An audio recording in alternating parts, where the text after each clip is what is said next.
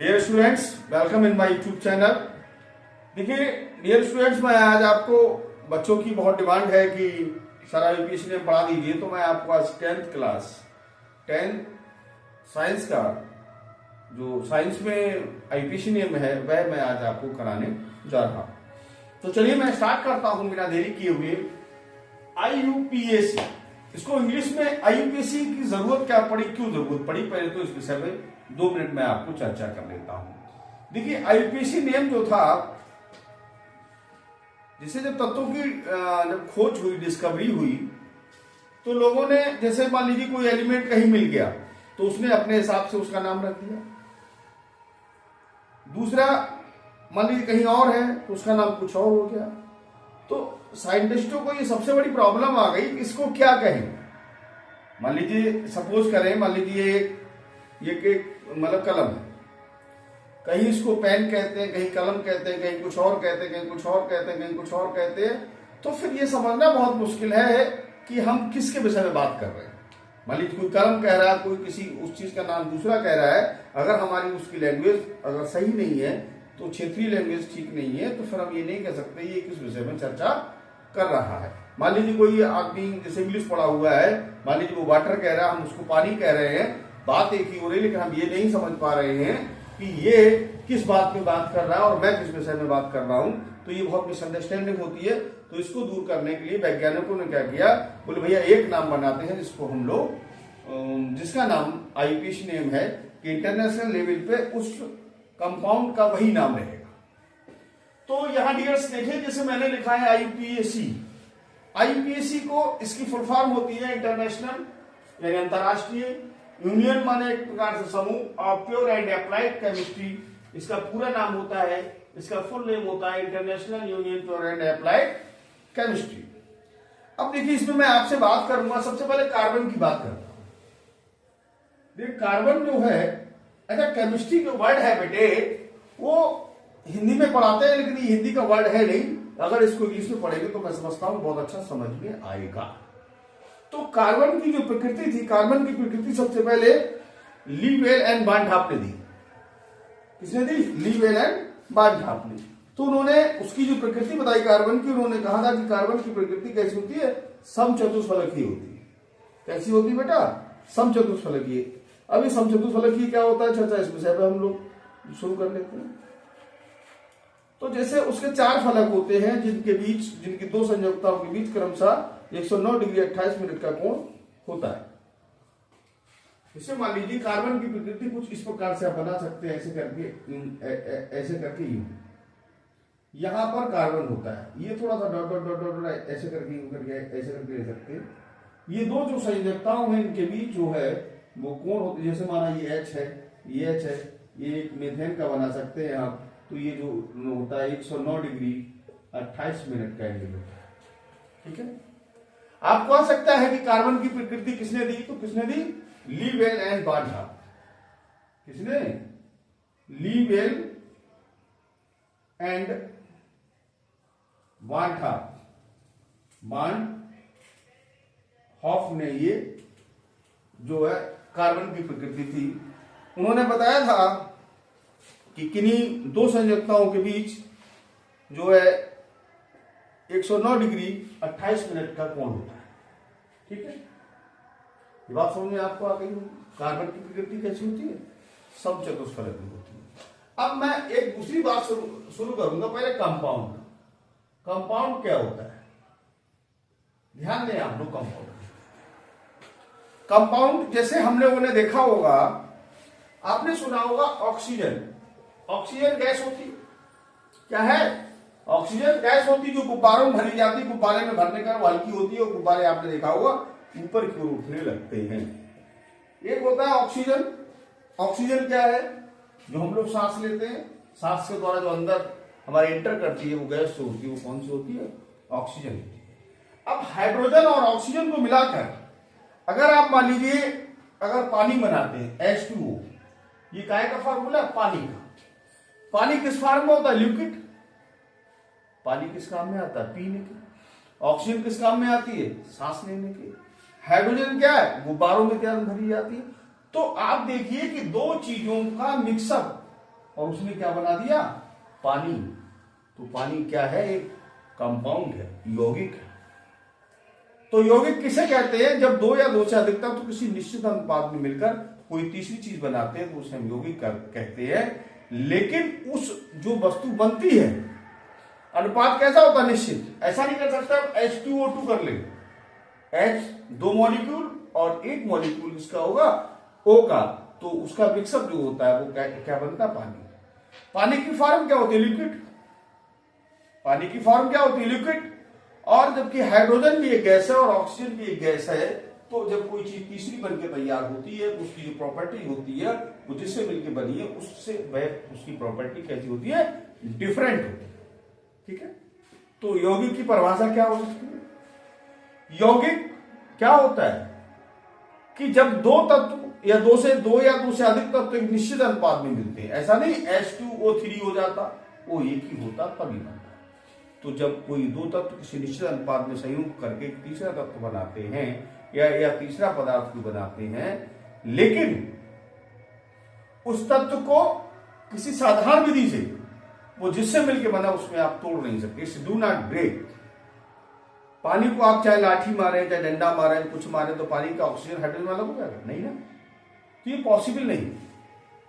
तो कंपाउंड किसे कहते हैं कि जब दो तत्व किसी निश्चित अनुपात में मिलकर कोई तीसरी वस्तु बनाते हैं या तीसरा कोई चीज बनाते हैं, तो उसे हम क्या कहते हैं, यौगिक कहते हैं। लेकिन ये जो वस्तु नहीं बनती, इसके गुण जो होते हैं जिससे मिलकर बनी है उससे डिफरेंट होते हैं, क्योंकि आप देख रहे हैं पानी पीने के काम आता है, हाइड्रोजन और ऑक्सीजन एक गैस फॉर्म है और जबकि पानी एक लिक्विड फॉर्म है, तो फिर वो उसका डिफरेंट है।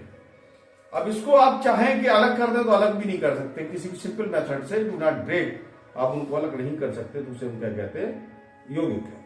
ठीक है बेटा, अब यौगिक के विषय में मैंने आपको बताया, अब मैं इसके विषय में बात करूंगा, हाइड्रोकार्बनिक कंपाउंड। क्या नाम है, hydrocarbonic compound, hydrocarbon compounds, hydrocarbon compounds.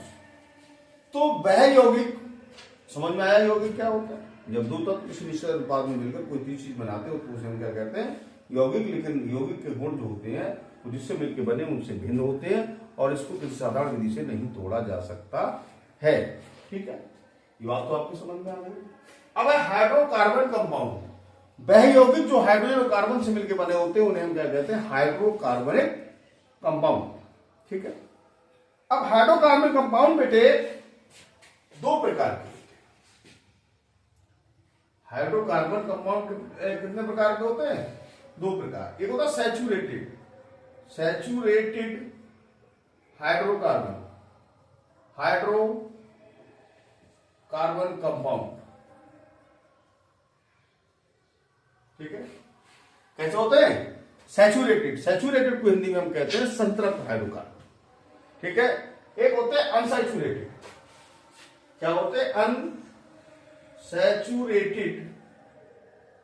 Unsaturated hydrocarbon compound. Carbon क्या होते हैं, कंपाउंड्स। तो देखिए हाइड्रोकार्बन कंपाउंड क्या होते हैं, वह जो हाइड्रोजन कार्बन से मिलकर बने होते हैं हाइड्रोकार्बनिक कंपाउंड कहलाते हैं। ठीक है, ये दो प्रकार के होते हैं, एक संतृप्त हाइड्रोकार्बन, एक असंतृप्त हाइड्रोकार्बन। बेटे आपने पढ़ा होगा कार्बन की संयोजकता कितनी होती है, 2। तो जैसे देखा आपने, ये जो डंडे लगे होते हैं इस प्रकार से, इनका मतलब क्या होता है, संयोजकता बता। अब कार्बन की संयोजकता कितनी होती है, 4, उसके इसके पास कितने डंडे होंगे, 4 डंडे नहीं, इन्हें क्या कहते हैं, बंध, बॉन्ड या आबंध कहते हैं। तो देखिए बेटा, कार्बन की संयोजकता हमको मालूम है 4 होती है, और हाइड्रोजन की कितनी होती है, हाइड्रोजन की संयोजकता कितनी होती है, और कार्बन की कितनी होती है बेटा, 4। बात समझ आ रही। तो जो संतृप्त हाइड्रोकार्बन है, इसका किसे कहते हैं, बेहाइड्रोकार्बन, जिनमें कार्बन के बंध एकल बंध पाया जाता है। कैसे होता है, सिंगल बॉन्ड पाया जाता है, उन्हें हम क्या कहते हैं, संतृप्त हाइड्रोकार्बन कहते हैं। बे कार्बन यौगिक जिनमें कार्बन के बंध एकल बंध पाया जाता है, उन हाइड्रोकार्बन को हम क्या कहते हैं, संतृप्त हाइड्रोकार्बन या सैचुरेटेड हाइड्रोकार्बन कहते हैं। इसका सामान्य सूत्र होता है CnH2n। प्लस 2 क्या होगा CnH2n+2। तो बे संतृप्त हाइड्रोकार्बन कौन? बे हाइड्रोकार्बन जो कार्बन कार्बन के मध्य जिनमें एकल बंध पाया जाता है उन हाइड्रोकार्बन को क्या कहते हैं? संतृप्त हाइड्रोकार्बन कहते हैं। इसका सामान्य सूत्र CnH2n+2 होता है। अब जैसे मान लीजिए अब अगर आपने n का मान 2 ले लिया तो C2 या 2 दूनी 4 और 2 6 C2H6 ये कैसा है? संतृप्त हाइड्रोकार्बन। ठीक है। असंतृप्त हाइड्रोकार्बन जिन हाइड्रोकार्बन में द्विबंध अथवा त्रिबंध पाया जाता है, वे हाइड्रोकार्बन जिनमें कार्बन कार्बन कार्बन कार्बन के मध्य, याद रखिए, जिनमें कार्बन कार्बन के मध्य द्विबंध अथवा त्रिबंध पाया जाता है उन हाइड्रोकार्बन को क्या कहते हैं? असंतृप्त हाइड्रोकार्बन। अच्छा, डबल बॉन्ड का सूत्र सामान्य सूत्र होता है H2n और ट्रिपल बॉन्ड का होता है H2n-2। ठीक है बेटा। अच्छा, मैं आपको एक बात और बताना चाहूंगा, इनका जर्नल नाम के, मैं आपके जर्नल नाम के विषय में बात करूंगा। ये होता है जैसे एल्केन। एल्केन एल्केन का मतलब है कार्बन और एन का मतलब होता है जहां एन लगा होता है एनिन। मैंने बताया था अधिकतर लोग हिंदी में इसको गलत कर देते हैं। हिंदी का इसका कोई काम नहीं है। हिंदी में अधिकतर मोस्टली गलत इसलिए हो जाता है कि हम लोग जब हिंदी पढ़ाते हैं तो ये हिंदी का वर्ड ही नहीं, केमिस्ट्री एक है, it is the part of English. तो आप इसको इंग्लिश में पढ़ेंगे तो मैं समझता बहुत अच्छा पढ़ सकते हैं और समझ भी अच्छा सकते हैं। तो अगर एल का मतलब है कार्बन और एन का मतलब होता है सिंगल बॉन्ड, यानी एन लिखा है इसका मतलब क्या? Single bond. ठीक है, बात समझ में आ रही? अच्छा, इसका मतलब क्या होता है? एल, मैंने कहा एल का मतलब नंबर ऑफ कार्बन और यहां लगेगा ENE। ENE का मतलब होता है डबल बॉन्ड, या फिर वही बात एल काइन बाइएनी, और बाइएनी का मतलब होता है ट्रिपल बॉन्ड। तो जहां ट्रिपल बॉन्ड होता है तो वहां क्या होता है? एल्काइन। तो ये एल्केन, एल्कीन और एल्काइन। ठीक है। अब मैं आपसे एक बात इसमें दूसरी थोड़ा सा मैं आपको शेयर करता हूं, छोटी सी बात इसमें। देखिए है क्या बेटे, ध्यान दें आप लोग। जैसे यहां लिखे कार्बन के लिए, किसके लिए? कार्बन के लिए। अगर एक कार्बन होती तो उसको हम पढ़ते मैथ, 2 होती तो उसको पढ़ते हैं एथ, 3 के लिए पढ़ते हैं प्रो, 4 के लिए पढ़ते हैं ब्यूट, 5 के लिए पढ़ते हैं पेंट, 6 के लिए पढ़ते हैं हेक्स, और 7 के लिए पढ़ते हैं हेप, और 8 के लिए पढ़ते हैं ऑक्ट। ये काय के लिए? कार्बन के लिए। अगर आपको कहीं नंबर लिखना हो या गिनती लिखना हो, कैसी लिखनी हो? गिनती। गिनती का मतलब 1 2 3 4 इस प्रकार से लिखना है, तो आप फिर क्या लिखेंगे? 1 के लिए लिखते हैं मोनो, क्या लिखते हैं? मोनो। 2 के लिए डाई, 3 के लिए ट्राई, 4 के लिए टेट्रा, 5 के लिए पेंटा, 6 के लिए हेक्सा। ठीक है। 7 के लिए हेप्टा, 8 के लिए ऑक्टा कहते हैं, लेकिन इसकी कोई जरूरत नहीं पड़ेगी, यहां तक काफी है। समझ में आया? कार्बन के लिए जैसे कहीं कार्बन लिखा है तो कार्बन के लिए ये गिनती होती है। नंबर ऑफ कार्बन के लिए ये आपकी गिनती के लिए, जैसे कोई चीज 2 है, 3 है, 4 है, तो फिर उसका इस्तेमाल किया जाएगा। यहां तक मैं समझता हूं आपको समझ में आ गया होगा कि एल का मतलब, एल के का मतलब क्या होता है? नंबर ऑफ कार्बन, एन का मतलब सिंगल बॉन्ड, इन का मतलब डबल बॉन्ड, और आइन का मतलब triple bond. Number of carbon लिखने हैं तो ये होते हैं, और गिनती लिखना है तो ये होती है। यहां तक आप एक स्क्रीनशॉट ले लीजिए। तो डियर स्टूडेंट्स, आईपीसी नेम लिखने के मैं आपको 2 तरीके बताऊंगा। पहले तो मैं एक बात आपको बताता हूं, एक होता है फंक्शनल ग्रुप। शायद आपने पढ़ा होगा फंक्शनल ग्रुप किसे कहते हैं। देखिए, थोड़ा सा ध्यान देने की जरूरत है। अधिकतर क्या है, हम लोग थोड़ा सा गलत कर जाते हैं और इसलिए हमको दिक्कत होती है। फंक्शनल ग्रुप, फंक्शनल ग्रुप, ये फंक्शनल ग्रुप क्या होता है, इसमें हम चर्चा करें। जैसे आप लोगों ने सुना होगा, जैसे लिखा C2H6, ये क्या है? क्या है? कितनी कार्बन है इसमें? 2 कार्बन के लिए क्या आता है? एथ। और बॉन्ड कौन सा है इसमें? सिंगल क्योंकि मैंने बताया था CnH2n +2 सिंगल बॉन्ड का फॉर्मूला होता है। तो इसका नाम क्या, एथेन। जब इसका नाम एथेन है, अगर बेटे इसमें मैं थोड़ा सा चेंजिंग कर दूं, इसको C2H5OH कर दूं, C2H5OH कर दूं, तो इसका नाम क्या होता है, इथाइल एल्कोहल। क्या होता है, इथाइल एल्कोहल। इथाइल एल्कोहल होता है। अब सोचिए, अभी क्या एथेन है, एथेन क्या है, एक गैस है। जैसे आपने देखा होगा जो घर के गैस सिलेंडर जो होता है, खाना बनाने की LPG गैस होती है, इसमें नॉर्मल ब्यूटेन, इथेन, सब गैसों का मिक्सअप होता है। तो ये किस काम में आ रही है, जलने के काम आ रही है। इथाइल एल्कोहल आपने देखा होगा, लोग एल्कोहल जो वाइन की बोतल होती, शराब की बोतल होती, उसमें एल्कोहल पाया जाता है। अब देखिए, मात्र C2H6 की जगह है हमने एक H कम करके OH कर दिया, तो इसके सारे गुण बदल गए। अभी क्या था, ये गैस फॉर्म, अब कैसा हो गया, लिक्विड फॉर्म। अभी जल रही थी, अब क्या है, नशा कर रही है। इसका मतलब क्या है, इस चीज ने इसके सारे गुण बदल दिए, सारा इसका चेंज कर दिया। इसका मतलब क्या है, ये निर्धारित कर रहा है कि इसकी फंक्शनिंग उसने चेंज कर दी। तो ऐसी कोई चीज जो किसी वस्तु के सारे गुणों को बदल दे, सब चेंज कर दे, उसे हम क्या कहते हैं, फंक्शनल ग्रुप। हिंदी में कहा जाता है क्रियात्मक समूह। क्या कहते हैं, क्रियात्मक समूह, या इंग्लिश में इसको पढ़ा जाता है फंक्शनल ग्रुप। ठीक है।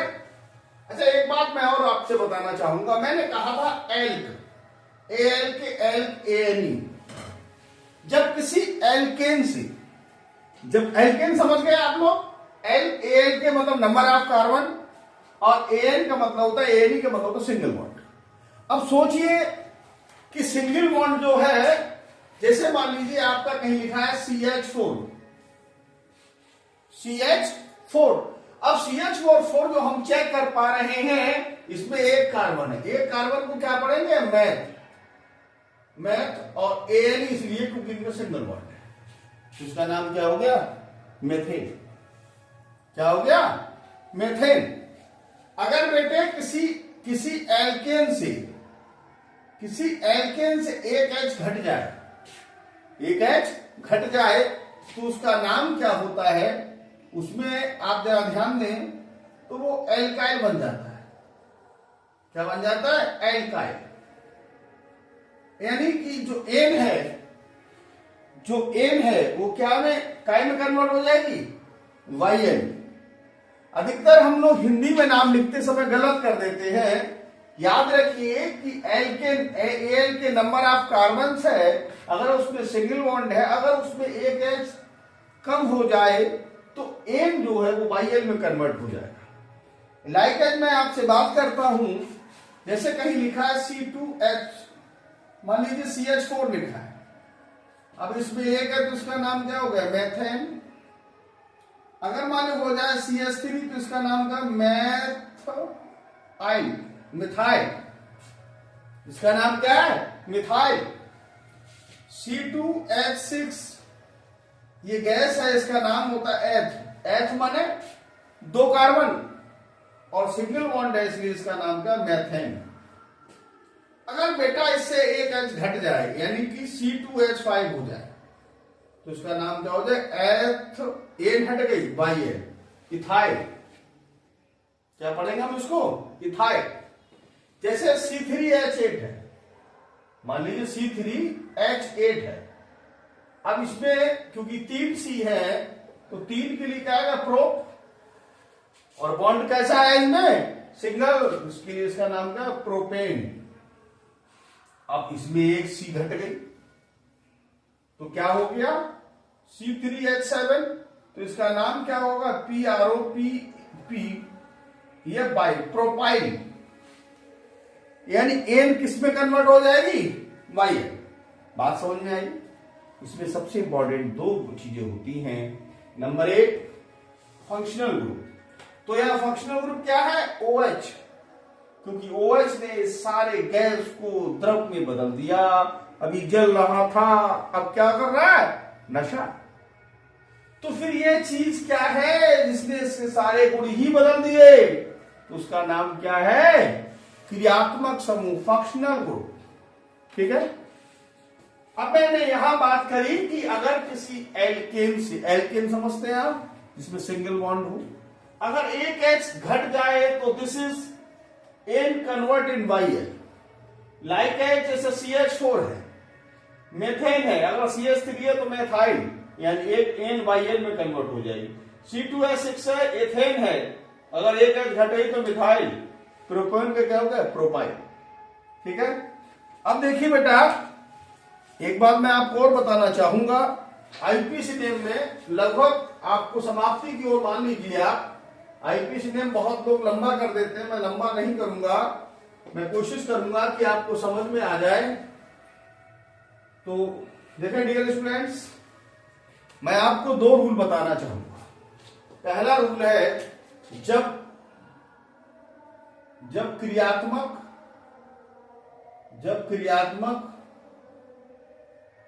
समूह, एक मिनट, जब क्रियात्मक समूह ना हो,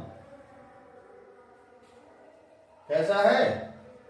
जब क्रियात्मक समूह नहीं है, मतलब जब फंक्शनल ग्रुप नहीं है। ठीक है। तो क्या करेंगे? चलिए मैं आपको कुछ सूत्र बताता हूं। सबसे बड़ी चेन लेते हैं, सबसे बड़ी चेन लेते हैं, सबसे बड़ी चेन लेते हैं। क्या करेंगे? सबसे बड़ी चेन का चयन करेंगे। जैसे मैं आपको बताना चाहूंगा, जैसे कहीं लिखा है C2, माना यहां लिखा है CH3, इसके बाद लिखा है CH2, फिर लिखा है CH2, यहां लिखा है माने CH3, यहां लिखा है CH, यहां लिखा है C2, यहां लिखा है CH3। तो देखिए डियर स्टूडेंट्स, अगर इसमें चैन चाहे तो 1 2 3 4 1 2 3 4 1 2 3 4 5, तो सबसे बड़ी चैन कौन सी? ये वाली। तो सबसे पहले क्या करेंगे? सबसे बड़ी चैन का सबसे बड़ी चैन लेते हैं। सही है। नंबर दो देखिए, ये बात समझ में आ गई? यहां लिखे नामकरण करते समय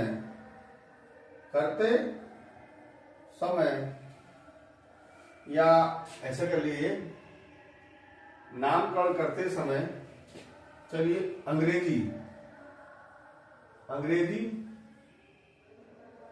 वर्णमाला क्रम का ध्यान रखा जाता है,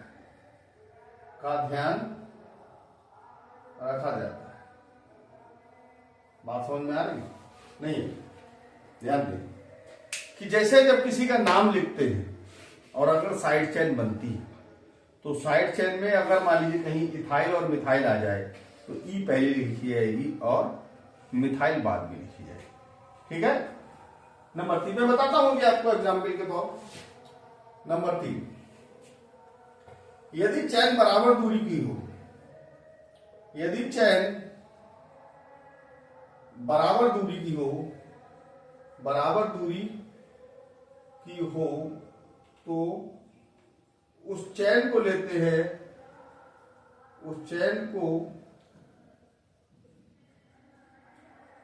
हैं, जिसमें साइड चेन ज्यादा हो, ठीक है। अगर चैन बराबर दूरी की हो तो उस चैन का चयन करते हैं जिसमें साइड चेन कैसी हो? ज्यादा से ज्यादा। अब जैसे कैसे? जैसे मान लीजिए यहां आपने ले लिया CH3 और यहां आपने ले लिया, मान लीजिए यहां पर आपने ले लिया CH3, यहां CH2 कर दिया। अब देखें, आप जरा गौर फरमाएंगे, 1 2 3 4 5, अब 1 2 3 4 5, अगर हम इस चैन को ले लें तो साइड चैन क्या बन जाएगी? 1। और अगर हम चैन ये ले लें तो साइड चैन एक ये हो जाएगी और एक नीचे वाली। तो फिर कौन सी चैन लेंगे? ये वाली। ठीक है। नंबर 4, गिनती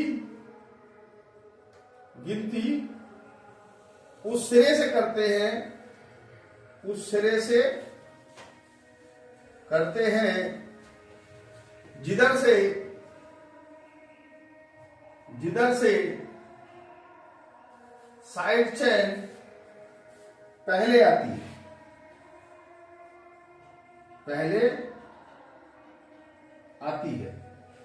ठीक है, जरा आप ध्यान दें कि सबसे बड़ी चेन का चेन करते हैं, यानी सबसे बड़ी चेन लेंगे। ऐसा नहीं कि 1 2 3 4 5, मतलब ये 1 2 3 चल रही है, नहीं, सबसे बड़ी चेन का चेन करते। फिर मैंने कहा नामकरण करते समय अंग्रेजी वर्णमाला क्रम का ध्यान रखा जाता है। अंग्रेजी वर्णमाला क्रम आप समझते हैं क्या है? अंग्रेजी वर्णमाला क्रम, तो अंग्रेजी वर्णमाला क्रम का मतलब ये हो गया कि जैसे इथाइल और मिथाइल है, तो ई पहले लिखी जाएगी और एम बाद में लिखी जाएगी। एक चेन बराबर दूरी की हो तो उस चेन का चेन करते इसमें साइड चेन ज्यादा हो। अब ये वाली चेन 1 2 3 4 5, तो साइड चेन एक ही हुई, और चेन ये लेते हैं तो साइड चेन कितनी हुई? ज्यादा हो गई। साइड चेन 2 हुई, 1 और 2। फिर मैंने कहा गिनती उस तरह से करते हैं जिधर से साइड चेन पहले आती। ध्यान दे रहे, समझ में आ रहा? मान के चलिए ये लगभग समाप्ति की ओर है, और एक बात और रह जाएगी, उसके बाद आईपीसी नियम का मान लीजिए समाप्ति की ओर भी बढ़ जाएगी। तो now come to the point. चलिए मैं शुरू करता हूं। अगर चेन क्या करते हैं, मैंने क्या सबसे बड़ी चेन लेते हैं, तो सबसे बड़ी चेन कौन सी? ये वाली। दूसरा क्या नामकरण, लेकिन इसमें क्या करें, इसको पहले लिखना चाहिए, इसके बाद कोई नहीं नंबर से आप 4 5 नंबर देख लीजिए। गिनती उस तरह से करते हैं जिधर से साइड चेन पहले आती, तो साइड चेन इसका और इसका नाम साइड चेन हो गया। अब गिनती 10 और 1 2 नंबर का, 1 2 3 नंबर में साइड चेन है, तो गिनती इधर से 1 2 3 4 और 5 गिनती हो गई। बात समझ में आ रही है? अब एक तो ये हो गई साइड चेन, और एक साइड चेन कौन सी हो? ये वाली। इसको थोड़ा इकट्ठा करके लिखे तो क्या C2H5, C2H5 जरा फिर से लिख रहे हैं आप, CH3 CH2 CH CH CH3 CH3, इसमें क्या होगा? C2H5। देखें डियर स्टूडेंट्स, अब इधर से लेना पड़ा 1 2 3 4 और 5। गिनती किधर से की है आपने? इधर से। समझ में आया? नहीं समझे? सबसे बड़ी क्या लेते हैं? चेन। तो सबसे बड़ी चेन कौन सी? ये वाली। फिर मैंने कहा है कि गिनती उस तरह से करते हैं जिधर से साइड चेन पहले आती है, तो इधर से एक दूसरे नंबर पे, इधर से तीसरे नंबर को साइड चेन कहा, गिनती किधर से? उधर से। फिर मैंने कहा चेन बराबर दूरी की हो। चेन बराबर का मतलब है 1 2 3 4 5, और 1 2 3 4 5, दोनों तरफ 5 आ रही है, तो चेन बराबर दूरी की, तो उस चेन को लेते हैं जिसमें साइड चेन ज्यादा से ज्यादा हो। और ये चेन लेते हैं तो 2 साइड चेन हो जाएगी, और ये लेते हैं तो साइड चेन एक ही हो जाएगी। इसलिए क्या करते हैं? 2 साइड चेन, मतलब चेन वो लेते हैं जिसमें साइड चेन ज्यादा से ज्यादा।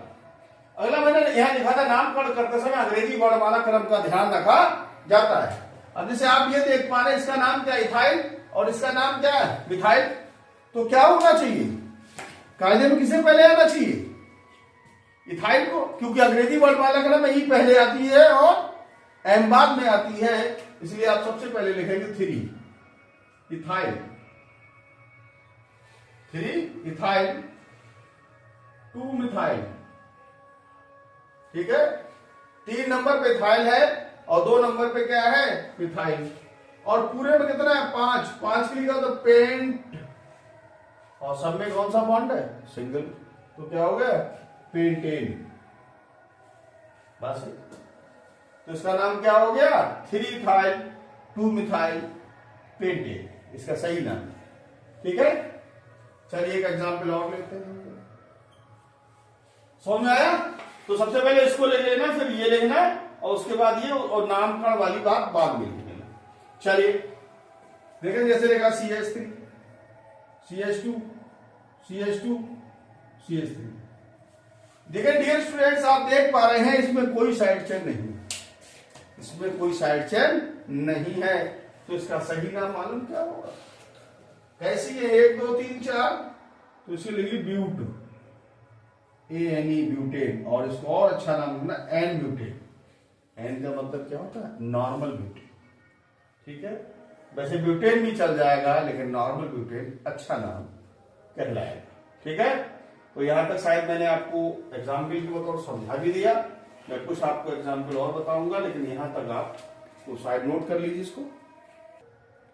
चलिए डियर स्टूडेंट्स, अब मैं आपको बताना चाहूंगा कि जब क्रियात्मक समूह हो, क्या है, जब क्रियात्मक समूह उपस्थित हो। अभी क्या था? क्रियात्मक समूह नहीं था, अब क्रियात्मक समूह है।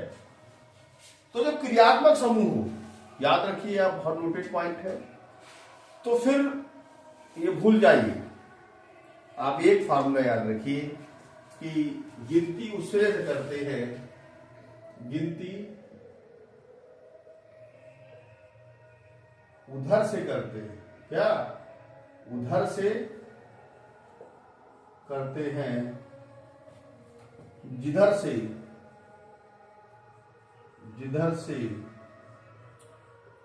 क्रियात्मक समूह पहले आता है, बस। ठीक है, बात समझ आई? तो गिनती किधर से करेंगे? जिधर से क्रियात्मक समूह पहले आता। ओके, चलिए। अच्छा, मैं आपको एक बात और बताना चाहूँ, कुछ क्रियात्मक समूह के विषय में आपसे बात करूं। जैसे जो अधिकतर इंपॉर्टेंट है COOH, कार्बोक्सिलिक एसिड होता है। इसका अगर ये हो तो क्या करेंगे? किसी एल्केन से E हटा देंगे। क्या करेंगे? किसी एल्केन से E हटा देंगे और ओआइक एसिड जोड़ेंगे। क्या जोड़ेंगे? ओआइक एसिड। अब इसका नाम क्या हो जाएगा? एल्केनोइक एसिड। सही है?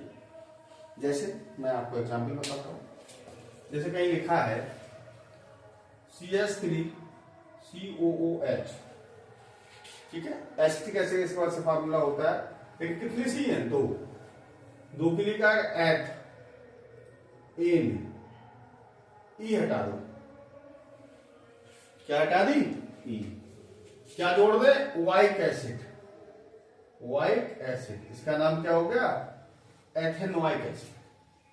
ठीक है, नंबर 2 OH।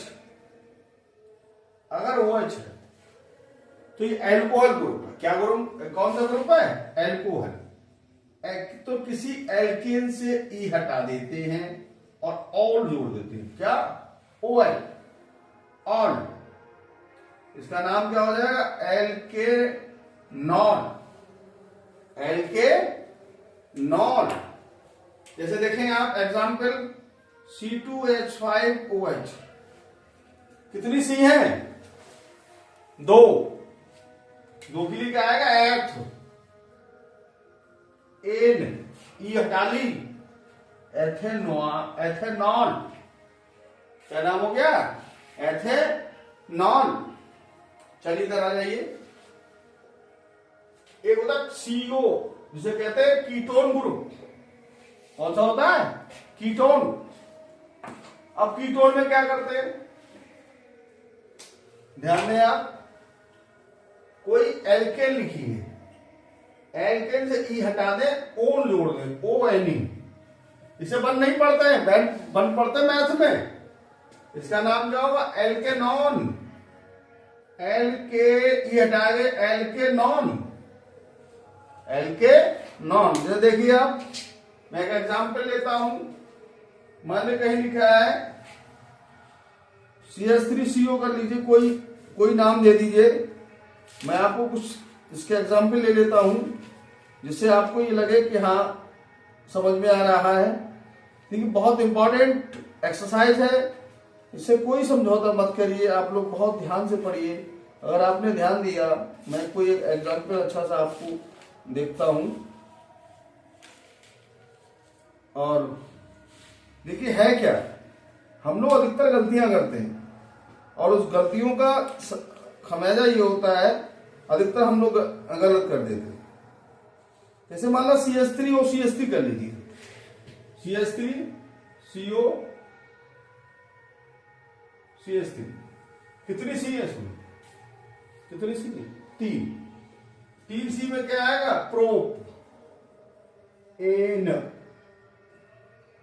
थोड़ा अंग्रेजी पे ध्यान दीजिए, बहुत अच्छी केमिस्ट्री, बहुत सिंपल सब्जेक्ट है। प्रोप, ठीक है, प्रोपेन, ई हटा लो, प्रेपेनॉन, ठीक है। अगला नंबर CHO ग्रुप, जिसे हम लोग पढ़ते हैं एल्डिहाइड ग्रुप। कौन सा ग्रुप है, एल्डिहाइड। एल्डिहाइड में क्या करते हैं, एल्केन, किसी एल्केन से ई हटा देते हैं, क्या हटा देते हैं, ई, और क्या जोड़ते हैं, अल, एल, और इसमें क्या जोड़ते हैं, OL। याद रखिए, गलती मत कर लेना, एल के नल, एल के नल। जैसे देखें CH3 CHO, एग्जाम्पल ले लेंगे, CH3 CHO। अब ये माना है तो उसका नाम क्या हो जाएगा, कोशिश करें समझने की, क्या नाम हुआ, 2 C है, एथ, ई हटा दो, एथेनल, एथेनल, ठीक है। तो अधिकांशतः यही आते हैं, OH CHO और कार्बोक्सिलिक एसिड का आता है, ठीक है, यही तक आपको आता है। तो ये आप चाहें तो इसका स्क्रीनशॉट ले लें, सिंपल है वैसे। हाँ, तो डियर स्टूडेंट्स, एक बात इसमें और रह गई है, बात समझ में आपको आ गई होगी। जो क्रियात्मक समूह होता है तो हम लोग क्या करते हैं कि सबसे पहले उधर से गिनती करते हैं जिधर से क्रियात्मक समूह पहले आता है। तो डियर देखें, एक बात रहेगी, हेलोजन। हेलोजन जब होते हैं तो हेलोजन में बताइए, हेलोजन कौन कौन से होते हैं, याद है, कौन कौन से होते हैं, हेलोजन होता है, Cl है, Br है, I है, F है, इनका नाम क्या होता है, हेलोजन होता है। क्या करते हैं, इसका एक फार्मूला बना सकते हैं, जब हेलोजन हो तो एल्केन से पहले इन्हें लिखा जाता है, इन्हें लिखा जाता है, कोई भी एल्केन है उनसे पहले लिखा जाएगा। अच्छा, मैं फिर एक बात और बताना चाहूंगा, जैसा Cl है तो Cl को लिखते हैं क्लोरो, पढ़ते हैं क्लोरो, Br को ब्रोमो, I को आइडो, F को फ्लोरो, फ्लोरो।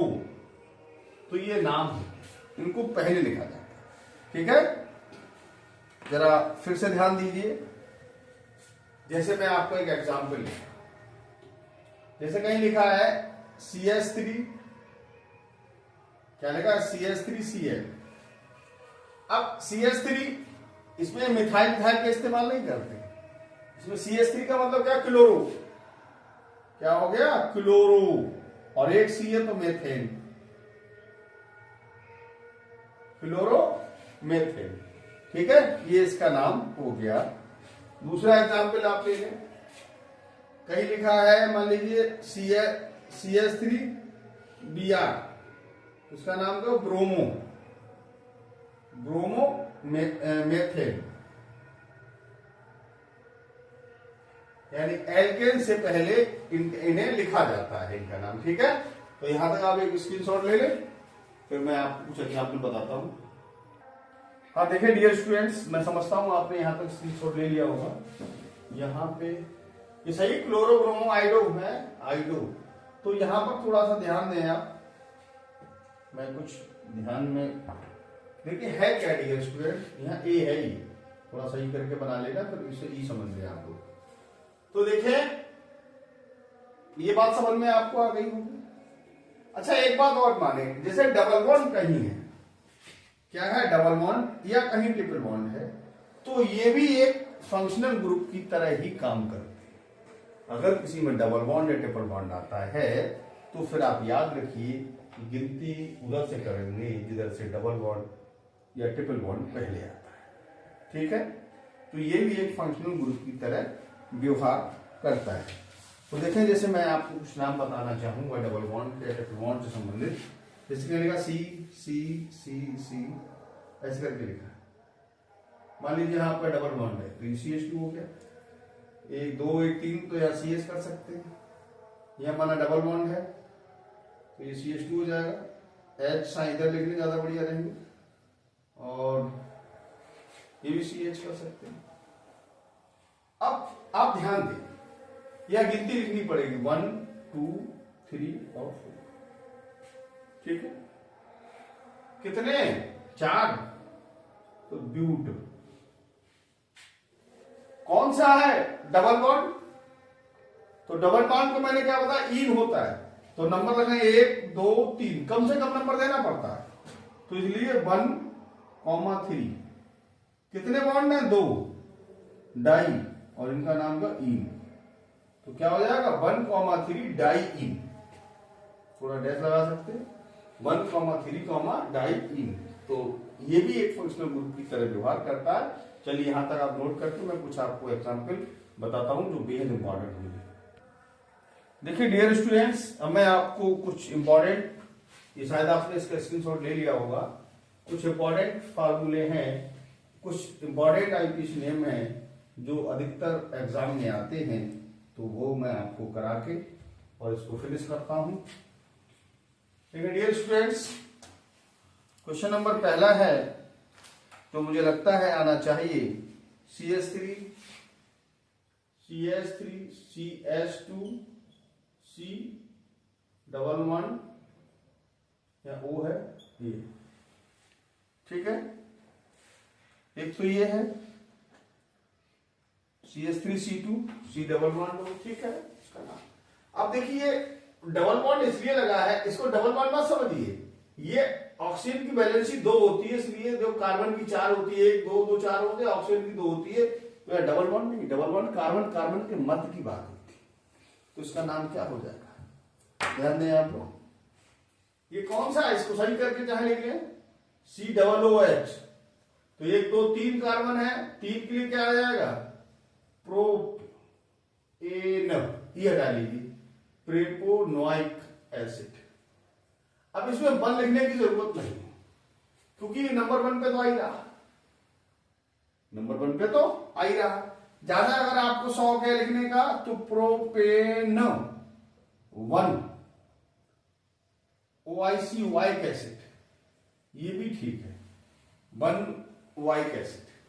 ठीक है, चलिए अगला और इंपॉर्टेंट क्वेश्चन है, आपको अधिकतर मैंने देखा है आता है, इसे कहीं लिखा है CH3, क्या लिखा है CH3 single bond CH single bond, या C कर लीजिए, ठीक है, C चलने CH ही CH रखी ज्यादा बढ़िया है, डबल बॉन्ड नहीं फिर अच्छा, चलो ट्रिपल बॉन्ड को देखते हैं एक बार। ठीक है, चलिए यहां पे हटा दीजिए, ट्रिपल बॉन्ड कर लीजिए, C हो गया।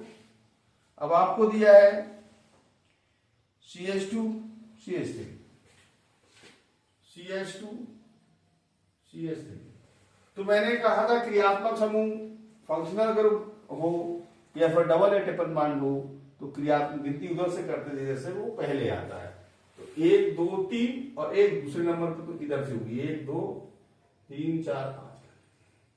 अब कितने हैं यहाँ 5, और 5 का क्या होता है पेंट, पेंट ई हटा दीजिए, पेंट टू आइन, ये अच्छा नंबर है। पेंट टू आइन 2 नंबर पर टिपिक बॉन्ड है। ठीक है, ध्यान दें, मैं आपको जो बेहद इंपॉर्टेंट क्वेश्चन है वही मैं आपको करा रहा हूं, इसलिए आप लोग बहुत ध्यान देंगे। मैं समझता हूं कि इसमें से बचना नहीं चाहिए क्वेश्चन के लिए। और चलिए अगला है, और अच्छा क्वेश्चन है थोड़ा सा। ये लिखा CH3, CH3 यहां है, CH3 फिर यहां है। इसके बाद आपको बेटा जरा देख के बोल दो तो ज्यादा बेटर रहेगा। अब जस्ट ए मिनट, मैं आपको कोशिश कर रहा हूं। अब देखिए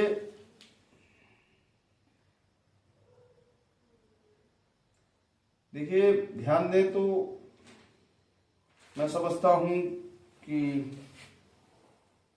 चल कोई नहीं, ये थोड़ा सा मिस्टेक है इसमें। CH3 क्या लिखा बेटा? CH3 है या CH3? ये CH2 होगा। सिंगल बॉन्ड CH ऊपर CH3 है, CH2 नहीं होगा। CH2 वो थोड़ा सा कभी कभार किताबों में मिस्टेक हो जाता है। फिर CH3 डैश नहीं, ये भी सिंगल बॉन्ड है। अब देखिए गिनती इधर से 1 2 1 2, लेकिन इधर 2 साइड चेन है, तो फिर गिनती किधर से करें? इस साइड से 1 2 3 4 एंड 5। अब ये क्या लगी बेटा? Side chain. क्या रहेगी? Side chain. तो इसका नाम क्या होना चाहिए? 2 2 4, 2 2 2 है, एक 4 पे है, ट्राई मिथाइल। ठीक है, साइड चेन निपट गई। अब रह गए 5 पेंटेन। ठीक है, बात समझ में आया?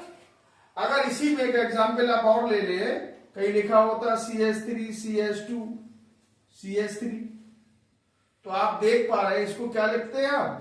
प्रोपेन। और कोई साइड नहीं है, प्रोपेन नाम सही होता। क्या नाम होता? प्रोपेन, वो बनाया। या एन आगे लगा दे, नॉर्मल प्रोपेन, ये भी ठीक है। ठीक है, चलिए मैं और इंपॉर्टेंट कुछ मुझे लगता है क्वेश्चन आने चाहिए, मैं उन सब क्वेश्चन को कराने का प्रयास कर रहा हूं। ठीक है, CH3 C डबल मान लो CH3, ये केवल गुमराह कर रहा है, ये डबल बॉन्ड नहीं है। ये समस्या इसकी क्या है? क्योंकि ऑक्सीजन की वैलेंसी 2 होती है, आप इसको ऐसे भी लिख सकते हैं CO CH3। कितनी सी है बेटा? यहां 3 के लिखा था प्रोपेन, ई हटा लीजिए। कीटोन होता है तो वहां ओन बनता है, कौन सा करो? प्रोपेनॉन।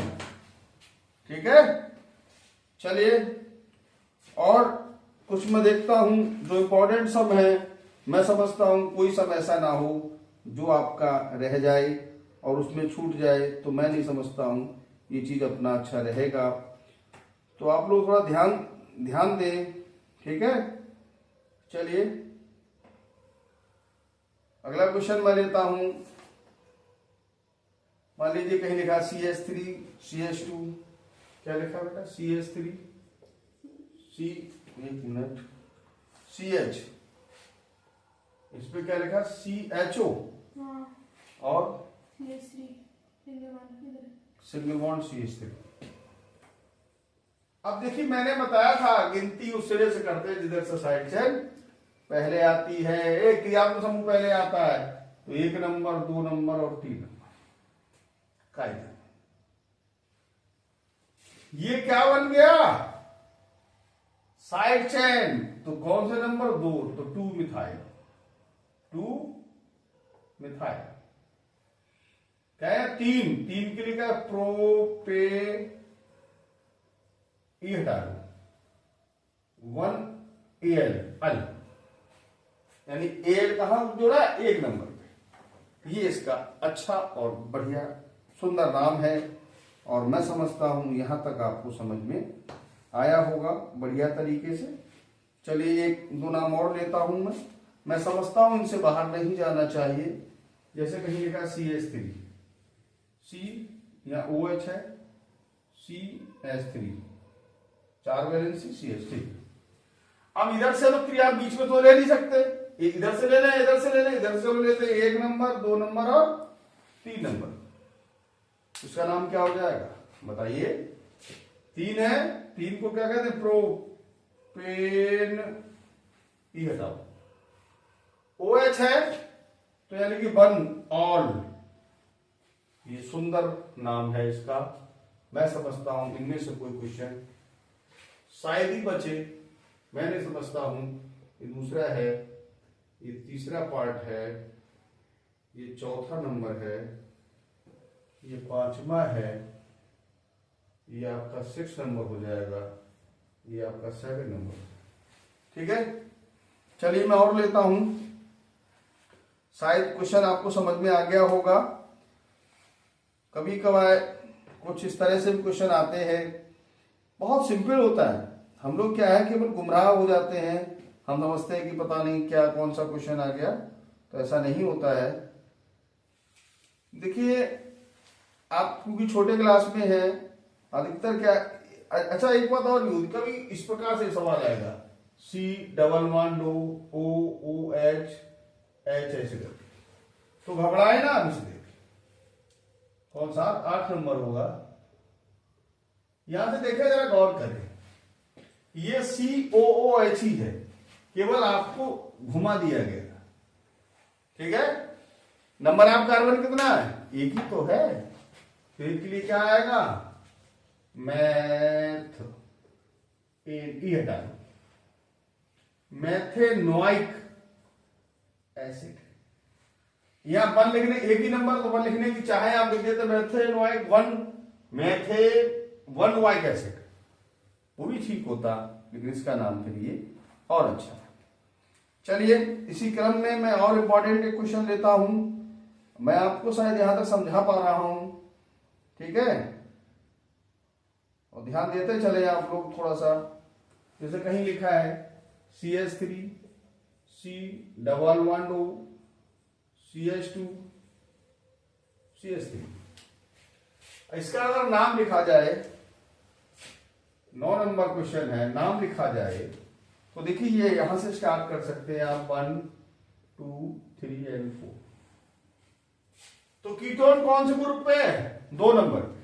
अब इसमें नंबर देना पड़ेगा, तो ब्यूट इन हटा लीजिए 2।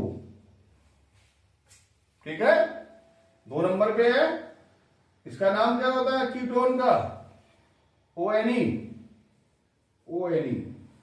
तो क्या होगा? ब्यूटेन 2 ऑन, ये इसका अच्छा नाम है। चलिए इसी क्रम में एक क्वेश्चन हम और लेते हैं, और मैं समझता हूं इन क्वेश्चन के अलावा आपको क्वेश्चन बाहर नहीं जाना चाहिए, और शायद ही क्वेश्चन बाहर जाएगा भी नहीं। ठीक है, आप लोग बस थोड़ा ध्यान देते रहे। जैसे आपको कहीं आ जाए CH3, मान लीजिए हाइड्रोजन आ गया, चलिए हाइड्रोजन ले लेते हैं, CH3, CH2, CH2, Cl। याद रखिए Cl में C नहीं गिनी जाती है, बाकी सब C। साइनाइड की Cl और Cl क्लोरीन की नहीं गिनी जाती।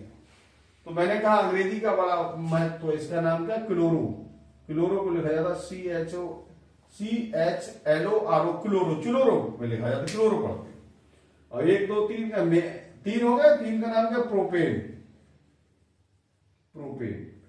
तो अगर हाइड्रोजन आगे आ जाए तो हाइड्रोजन में जो Cl भी आ रहा है उसे पहले लिखते हैं, उसके बाद उसका पूरा नाम लिख देते हैं। मैं समझता हूं IPC नेम आपको समझ में आ गया। बच्चों की थोड़ी डिमांड थी सर IPC नेम में प्रॉब्लम आ रही है, मैं समझता हूं आज आपकी प्रॉब्लम शायद दुरुस्त हो गई होगी। अगर इसके अलावा भी आपको ऐसा लगता है कि हमें किसी क्वेश्चन में प्रॉब्लम क्रिएट हो रही है, then you comment on my YouTube channel. मैं कोशिश करता हूं, मैं वादा भी आपके साथ करना चाहूंगा कि आपको मैं 100% आपको उसका जवाब देने का प्रयास करूंगा। Thank you. अगर वीडियो अच्छा लगे तो आप लोग लाइक करें, सब्सक्राइब करें, एक इसका स्क्रीनशॉट भी ले लें।